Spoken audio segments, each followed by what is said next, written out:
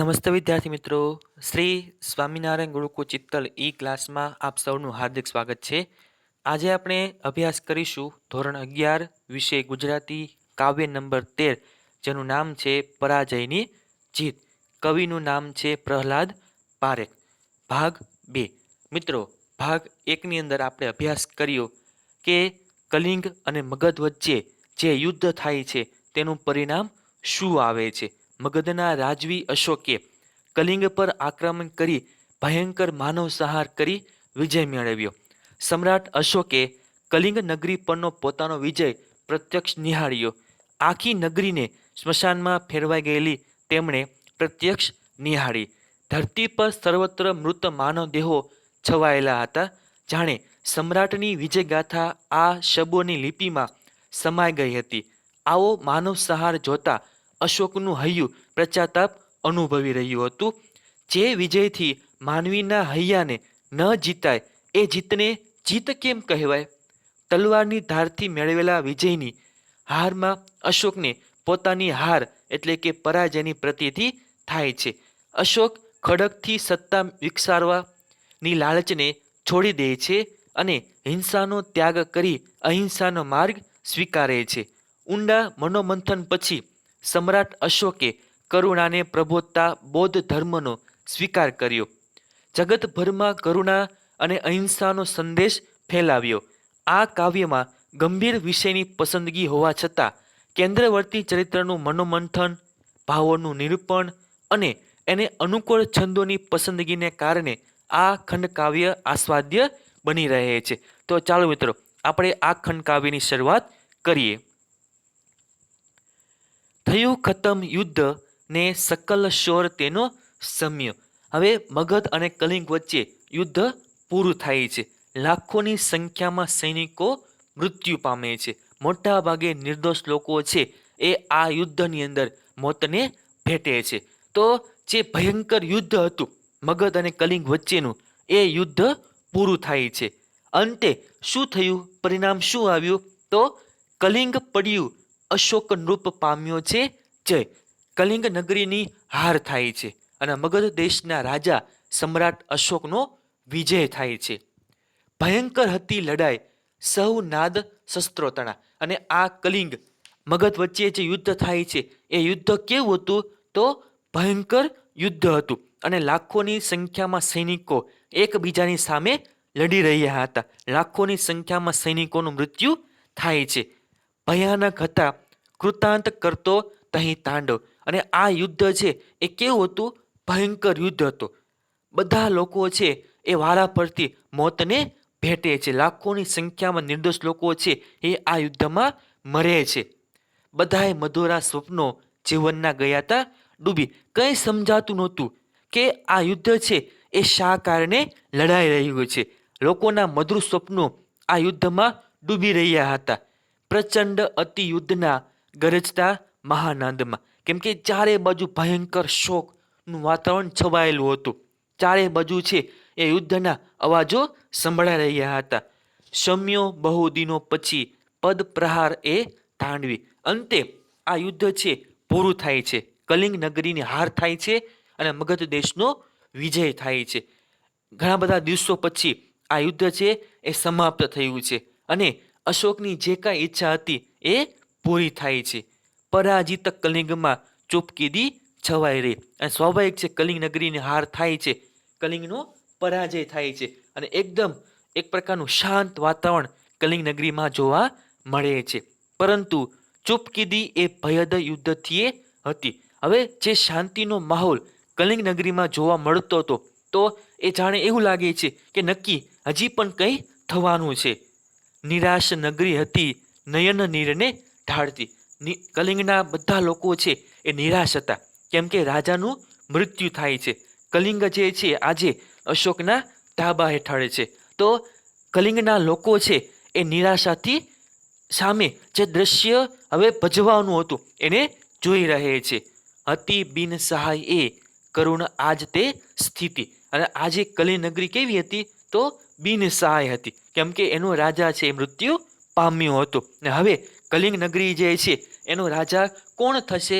તો સમ્રાટ અશોક થશે. સમૂળ ઉકળી ગયેલ મૃદુ વેલશી એ પડી. કેમ કે કલિંગ નગરીની જે પાયો કહેવાય એ આજે ઉખડી ગયો છે. જે રાજા હતા એ રાજાનું અવસાન થાય છે. જાણે એવું લાગે છે કે કલિંગ નગરી નિરાધાર બની ગઈ છે. વાગોળે છે વિજય શિબિરે આજ સમ્રાટ તેના. અને બીજી બાજુ સમ્રાટ પોતાની શિબિરની અંદર, કેમ કે આપણે જોઈ શકીએ છીએ કે જ્યારે યુદ્ધ એ ખેલાવાનું હોય છે ત્યારે બંને પક્ષના રાજાઓ એ શું કરે છે તો કે યુદ્ધ મેદાનની અંદર તંબુ તાણીને રહેતા હોય છે. આજે તંબુની અંદર રાજા અશોક એ પોતાનું વિજય એ પ્રત્યક્ષ નિહાળે છે. દીપ્તિ તેના નયન મહી છે દર્પ કેરી ભરેલી. અને હવે જે એની કાંઈ ઈચ્છા હતી એની આંખોમાં એ બધું જોઈ રહે છે અને અંતે પોતાની ઈચ્છા પૂરી થાય છે. કેમ કે પોતાના બાપ દાદાની ઈચ્છા હતી કે ગમે તેમ કરીને કલિંગ નગરી ઉપર છે આક્રમણ કરવું છે અને વિજય પ્રાપ્ત કરવો છે. અને છેલ્લે સમ્રાટ અશોક પોતાના બાપ દાદાની ઈચ્છા પૂરી કરે છે. અને હવે સમ્રાટ અશોક જોવે છે કે ચાલો કલિંગ નગરીની સ્થિતિ કેવી છે, હું મારો પ્રત્યક્ષ વિજય નિહાળું. જોવું જાતે વિજય નૃપને સંસ્ફુરે ઉર્મી એવી. અને હવે સમ્રાટ અશોક શું કરે છે તો કે રણ મેદાનમાં જાય છે અને પોતાનો વિજય છે પ્રત્યક્ષ નિહાળે છે. જોવું જાતે મગધ અસીની ધાર છે તીક્ષ્ણ કેવી. અને હવે સમ્રાટ અશોક મનોમન એ પોતાના મનને વાત કરે છે કે મારા મગધની આ તલવાર કેવા પ્રકારની છે, મારા મગધની તલવારની ધાર એ કેવી છે, તો મારે એ જોવું છે. ગયા તેજ ને આવ્યો અહંકાર નહીં ભેદ કિંતુ કલિંગે લગાર. અને આ રીતે સમ્રાટ અશોક એ ક્યાં આવે છે તો કલિંગના યુદ્ધના મેદાનમાં આવે છે અને પોતાનો પ્રત્યક્ષ વિજય નિહાળે છે. હતો આજ એવો ઉરે ને બહાર જુએ એક અંધારને એ અપાર. ચારે બાજુ અંધકાર વાતાવરણ જોવા મળે છે. કેમ કે કલિંગ નગરી જે છે એ નિરાધાર થઈ ગઈ છે. ચારે બાજુ યુદ્ધના મેદાનમાં શબ જોવા મળે છે. અંધારું છવાયેલું જોવા મળે છે. નિહાળવાને નિજ જીત જાતે અંધારમાં એ નગરી સ્મશાને. કેમ કે આ યુદ્ધના મેદાનમાં આજે અંધારું જોવા મળે છે. અને હવે સમ્રાટ અશોક પોતાના સારથી સાથે આ પોતાનો વિજય જોવા માટે આવે છે. તો હવે આખી નગરી જે છે એ સ્મશાનમાં ફેરવાઈ જાય છે. રાજા પ્રવેશે કરવા પ્રકાશ મસાલચીઓ લઈ કંઈક સાથ. અને હવે બને છે કે આગળ મસાલચીઓ ઊભા છે. કેમ કે કલિંગ નગરીમાં એ ચારે બાજુ અંધારું જોવા મળે છે. હવે મસાલચી જે શબ્દ આપણને આપેલો છે એનો અર્થ આપણે શું કરવાનો છે તો જેની હાથમાં મશાલ હોય છે એવા સૈનિકો. તો સૈનિકો છે એ આગળ છે અને એના હાથમાં શું જોવા મળે છે તો મશાલ જોવા મળે છે, જેનાથી આખા મેદાનમાં પ્રકાશ પથરાઈ જાય. તો આ રીતે સમ્રાટ અશોક પોતાનો વિજય નિહાળે છે. કોઈ બીજું હતું ના ત્યાં રાજાને સૌ મશાલ છે. હવે આ યુદ્ધના મેદાનમાં બીજું કોઈ હતું નહીં, ફક્ત સમ્રાટ અશોક અને ચાર મશાલચીઓ પડે છે પંથ પોતાને શબોની વચમાં થઈ. હવે સમ્રાટ અશોક પોતાનો રસ્તો કરે છે કેમ કે ચારે બાજુ આ મેદાનની અંદર શબ જોવા મળે છે. તો શબની વચ્ચેથી પોતાનો રસ્તો નક્કી કરે છે. શબોના શબ્દોમાં ગાથા લખાઈ ભૂપ જીતની. ભૂપ એટલે રાજા. કેમ કે શબો પણ છે એ બોલી રહ્યા હોય છે સમ્રાટ અશોક તમારી જીત થઈ છે. રાજમાર્ગે મહોલ્લામાં આખી નગરી ભરી. હવે ચારે બાજુ નજર કરીએ તો આપણને શું દેખાય છે તો મૃતદેહ દેખાય છે. હવે રાજમાર્ગમાં આપણે જોઈએ, મહોલ્લા શેરીમાં નજર કરીએ તો આપણને મૃતદેહ દેખાય છે. ડાબે ને જમણે આંખો ફેરવી ભૂપ વાંચતો. ડાબી બાજુ જોઈએ, જમણી બાજુ આપણે જોઈએ તો જાણે આ શબ એ પડ્યા હોય છે એવું લાગે છે. તો આ રીતે રાજા પણ છે એ ડાબી બાજુ જોવે છે, જમણી બાજુ જોવે છે, તો એને શું દેખાય છે તો મૃતદેહ દેખાય છે. ઉકેલે જેમ એ તેમ જયનો અર્થ જાગતો. અને આ રીતે રાજા અત્યારે ખુશ છે, પોતાનો વિજય નિહાળે છે. રાજા આજે અનુભવ કરે અંતરિકો અપૂર્વ. અને આ રીતે રાજાની ઈચ્છા અહીં પૂરી થાય છે. કેમ કે વર્ષો પહેલાની ઈચ્છા હોય છે કલિંગ જીતવાની, અને અહીં વર્ષો પહેલાની ઈચ્છા એ પૂરી થાય છે. અને હવે એ અનુભવ કરે છે કે જે મેં યુદ્ધ કર્યું છે એનું પરિણામ શું આવ્યું છે? જાણ્યો નહોતો કદીએ જયનો અર્થ ભેકારાવો. અને હવે સમ્રાટ અશોકને મનોમન એ પશ્ચાતાપ થાય છે કે આ રીતે આવો મારો વિજય હશે. મેં આ વિજય એ જોયો પણ નહોતો કે આ રીતે લોકોની સ્થિતિ થશે. લાવા ધડકે પ્રબળ ધરતી જેમ કંપી ઉઠે છે. હવે આપણે જોઈ શકીએ છીએ કે જેમ પૃથ્વીમાંથી લાવા નીકળે અને આખી ધરતી એ કંપી ઉઠે છે, એમાં રાજા કંપી ઉઠે છે, કેમ કે પોતાનો આ વિજય એ જાતે નિહાળે છે અને હવે પોતાને પશ્ચાતાપ થાય છે. તેવું કંપે નૃપતિ ઉર આવેગથી ભાવ કહેવાય. અને હવે રાજાને બહુ દુઃખ થાય છે, કેમ કે આવી સ્થિતિની અંદર એ લોકોની હાલત હોય છે. કેમ કે મરદા પડેલા હોય છે, તો મરદા પણ કેવા પ્રકારના હોય છે? તો કોઈના હાથ આમ પડ્યા હોય, પગ આમ પડ્યા હોય, ધડ આમ પડ્યું હોય, માથું આમ પડ્યું હોય. તો આવી સ્થિતિની ચારે બાજુ એ આવા શબો જોવા મળે છે. તો રાજાને પણ દુઃખ થાય છે કે ખરેખર મેં કેવો સહાર કરેલો છે, જેના જોરે કઠણ પડ હૈયા તણા સર્વ તૂટે. અને આજે રાજા દુઃખી છે, કેમ કે પોતાનું હૈયું છે એ પોકારી ઉઠે છે કે ખરેખર આ મારો વિજય નથી. અહીં જે આપણને શીર્ષક આપેલું છે એ ખરા અર્થમાં આપણે સાબિત કરવાનું છે. જે શીર્ષક આપણને આપેલું છે કે પરાજયની જીત, ખરેખર જીત તો કોની થઈ છે? તો રાજાની થઈ છે. પણ એવું કહેવાય છે કે રાજાની જીત થઈ નથી, પણ રાજાની તો હાર થઈ છે. ખરેખર જીત થઈ હોય તો કલિંગના રાજાની. ઉરકે આંખ તેની આ શકે ના જીતની સહી. હવે રાજા પોતાનો આ વિજય એ સહી શકતા નથી. શનાર્થ પાય થંભ્યા ને પડ્યું ચિત્ત વિમાસણે. હવે રાજા થોડી વાર ઊભા રહે છે અને પોતાનું હૈયું, પોતાનું ચિત્ત છે એ હવે વિચાર કરવા લાગે છે. ચાલો સૌ શિબિરે પાછા, ભૃપ આજ્ઞા પછી કરે. અને અંતે વિચાર કરીને રાજા પોતાના મશાલચીને આજ્ઞા કરે છે કે ચાલો આપણે શિબિર તરફ જઈએ. મશાલચીઓ સૌ મૂઢ થાતા ક્રિયા કશી સમજ્યા ન ભૂપની.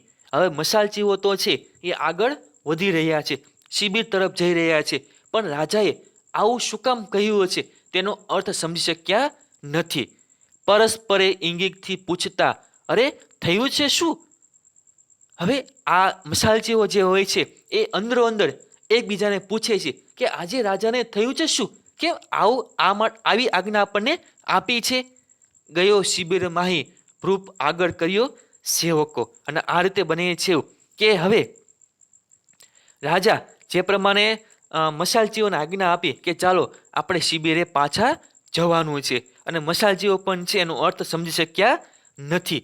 હવે ઘટના બને છે કે રાજા પોતાના શિબિરમાં છે અને હવે આ રીતે પોતાનો વિજય છે એ નિહાળીને જ્યારે પાછા આવ્યા હોય છે ત્યારે ખૂબ જ એ પશ્ચાતાપ અનુભવે છે અને શ્રમિત શીર્ષને કર મહી ધરી બેસ્યો. અને હવે પોતાના હાથમાં પોતાનું માથું રાખીને છે એ આ રીતે રાજા બેસી ગયો છે. કર્યા નયન બંધ તોય અળગી કરી ના શક્યો. અને જે કાંઈ દ્રશ્ય એ જોઈને આવ્યા છે એ પોતાના આંખની સામે વારાફરતી ફરી રહ્યા છે, એને દૂર કરી શકતો નથી. ભયંકર ભૂતાવળો વિજય દ્રશ્યની કિંતુ એ. અને જે દ્રશ્ય જોયા હતા એ દ્રશ્યો કેવા હતા? તો કે ભયંકર હતા. જે કાંઈ એને કાર્ય કરેલું છે એ બધા દ્રશ્યો વારાફરતી એની નજર સામે આવ્યા કરે છે. હજારો હૈયાને નિજ જની તણી સૃષ્ટિ સહમે. તો આ રીતે રાજા પણ વિચાર કરે છે કે હજારો હૈયાને મેં આ રીતે હિંસા કરી છે, હજારો હૈયાને આજે મેં મારી નાખ્યા છે. અરે સહારિયા અને જીવિત ઉર ખંડે કર્યા. કેમ કે હજારો હૈયા આજે શોકની લાગણી વ્યક્ત કરે છે. તો મેં આજે યુદ્ધ કર્યું છે તો ખરેખર એ યુદ્ધ નથી, મારી આ જીત નથી. મહત્તા એ મારી વિજય મુજે એ ગૌરવ ગણું. શું આ મારો વિજય છે? આ મારો ગૌરવ છે? તો આ રીતે રાજા પોતાની જાતને કહે છે અને એ ભૂમિની ઉપર જઈ મારો જય ગણું. અને હવે શું મારી આ ઈચ્છા હતી કે મારે કલિંગ તો જીતવું હતું, તો આ રીતે મારે આ કલિંગ જીતવું હતું એ. અને હવે તો શું મારો ધ્વજ આ રીતે કલિંગ ઉપર હું ફરકાવું? અજંપો ઉગ્ર રાજાના હૈયાને આજ રહે દમી. અને હવે જ્યારે રાજા પોતાની શિબિરમાં હોય છે અને પોતાનો વિજય એ નિહાળીને પાછા આવ્યા હોય છે, અને હવે રાજા મનોમન નક્કી કરે છે કે નહીં, આ મારી જીત નથી. પાર એ અંતરે આજે જઈનો ના શકે એમ. હવે રાજા છે પોતાનો આ જયનો ભાર એ ખમી શકતા નથી. પડી ઉઠી ઘડી બેસે, ફરે છે શિબિરે ઘડી. અને આ રીતે રાજા એ પોતાના શિબિરમાં ઘડી ઊભા થાય છે, ઘડી બેસી જાય છે, પાછા ઊભા થાય છે, પાછા બેસી જાય છે, આમ તેમ ફેરા કરે છે. એનો જ જય આવ્યો છે, આજ એના પર ચડી. ખરેખર આ જય મારો નથી. તો આ રીતે રાજા પોતાના શિબિરમાં આમ તેમ ફરે છે અને અમે સતત જે કાંઈ એ જોઈને આવ્યા છે એનો વિચાર કરે છે. જે જીતે નવ જીત્યા, મનુજના હૈયા નહીં જીતે. અને રાજા હવે પોતે આપણને વાત કરે છે કે ખરેખર આ મારી જીત નથી. ખરા અર્થમાં જીત કોને કહેવાય છે? તો મનુષ્યના હૈયાને આપણે જીતવી તો એ આપણી જીત છે. જે જીતે ચણિયા, જે જીતે રચિયા મસાણ, નવ એ સાચી કદી જીત છે. તો ખરેખર આ જીત મારી નથી, કેમ કે આખી નગરીને મેં સ્મશાનમાં ભેરવી નાખી છે. તો આ જીત મારી નથી. જે જીતે નવલું કશું ન સર્જ્યું, એને કહું જીત છે. તો હવે જીત કોને કહેવાય છે? તો કે આપણે કંઈક નવું કરી શકીએ છીએ, નવું બનાવી શકીએ છીએ, એને આપણે જીત કહી શકીએ છીએ. જેથી માનવી મટી જતો છે, જીત કે હારે. કેમ કે આજે માનવને માનવી બનવાની જરૂર છે. બરોબર? તો રાજા પણ એ વાત કરે છે કે હવે હું માનવ પણ થઈ શક્યો નથી. હવે મેં આવું કામ કર્યું છે તો એ મારી જીત નથી, પણ એ મારી હાર છે. ઉચ્ચારે મન રાજાનું, હાર એ હાર છે નક્કી. નક્કી મારી હાર છે. જીત કોની છે? તો કલિંગના રાજાની જીત છે. એમ કદી એ ખડગની ધાર જીત ના સર્જી શકે. અને હા, આ તલવારની ધાર છે એ કદી પણ આપણે જીતી શકતી નથી, એનાથી જીતની પ્રાપ્તિ કરી શકતા નથી. નથી વિસ્તારી સત્તા, ખડગની જીત ના સ્તવ. અને આ રીતે રાજા મનોમન વિચાર કરે છે કે ના, મારો વિસ્તાર છે, મારી સત્તા વધારવી નથી, તલવારથી મારે સત્તા વધારવી નથી. મારે તો માનવી કર્યા હૈયાને અપનાવવું. અને હવે સમ્રાટ અશોકના દિલમાં એ એક પ્રકારનું પરિવર્તન જોવા મળે છે. અને રાજા એ પોતાના મનને શું કહે છે કે મારે તો માનવીના હૈયાને એ જીતવું હતું એમ, પણ મેં શું કર્યું છે એમ. હૈયાની શક્તિથી કોઈ અન્ય શક્તિ નથી વળી. મિત્રો, ખાસ આ પંક્તિ છે એ યાદ રાખજો, કેમ કે માનવીના હૈયાને જીતવાથી જ આપણને જીતની પ્રાપ્તિ થતી હોય છે.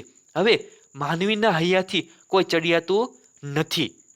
આજથી કર્મમાં મારા રહીશે ધર્મની છડી. આજ સુધી મારા આ કર્મમાં એટલે કે હાથમાં શું હતું? તો તલવાર હતી. હવે મારા હાથમાં શું હશે? તો કે ધર્મની છડી હશે.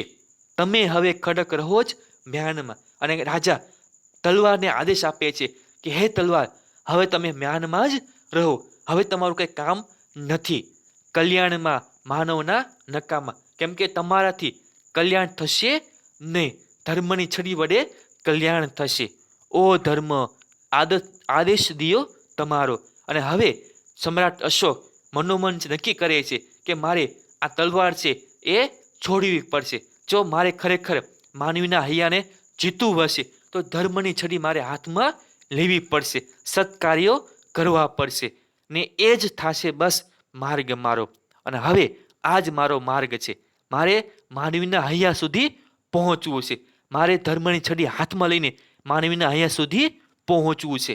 અને આ રીતે સમ્રાટ અશોક એનો જે પહેરવેશ હોય છે એ ઉતારી નાખે છે અને બૌદ્ધ ધર્મ અપનાવે છે. જે આપણે બૌદ્ધ સાધુને જોઈએ છીએ એવો પહેરવેશ સમ્રાટ અશોક ધારણ કરે છે. છેલ્લી પંક્તિ આપણે જોઈએ કે પૂર્વમાં તેજ કરી ત્યાં દેખાય નવ મંજરી. નવ મંજરીનો અર્થ શું થાય છે? નવી કુપળ અથવા તો નવ ચેતન, જાગૃતિ. તો આ રીતે પૂર્વમાં એક પ્રકાશ થાય છે અને સમ્રાટ અશોકનું દિલ એ પરિવર્તન થઈ જાય છે. હવે સમ્રાટ અશોક જે છે એ બૌદ્ધ ધર્મ અપનાવે છે. મિત્રો, ખાસ યાદ રાખજો, સમ્રાટ અશોકે બૌદ્ધ ધર્મ સ્વીકાર્યો છે. અને હવે બૌદ્ધ ધર્મમાં જે કંઈ આપણે જોઈ શકીએ છીએ એ બધું કરનાર કોણ છે? તો સમ્રાટ અશોક છે. રાયના અંતરે શ્રદ્ધા, નવા લે તેજ સંચરી. અને આ રીતે તો કે રાજા, રાયનો અર્થ શું કરવાનો છે? તો કે રાજા છે એ આ રીતે બૌદ્ધ ધર્મ અપનાવે છે અને બૌદ્ધ ધર્મ સ્વીકારીને ધર્મના કામો માટે આગળ નીકળી પડે છે. તો આપણે આવું સરસ મજાનું કાવ્ય જોયું. જે આપણે કાવ્યનો અભ્યાસ કર્યો એનો સંદર્ભ ગ્રંથ શું છે? તો બારી બહાર. મિત્રો ખાસ યાદ રાખજો, સંદર્ભ ગ્રંથ છે બારી બહાર. બારી બહાર નામના કાવ્ય સંગ્રહમાંથી આ ખંડ કાવ્ય આ કાવ્ય લેવામાં આવેલું છે. Thank you.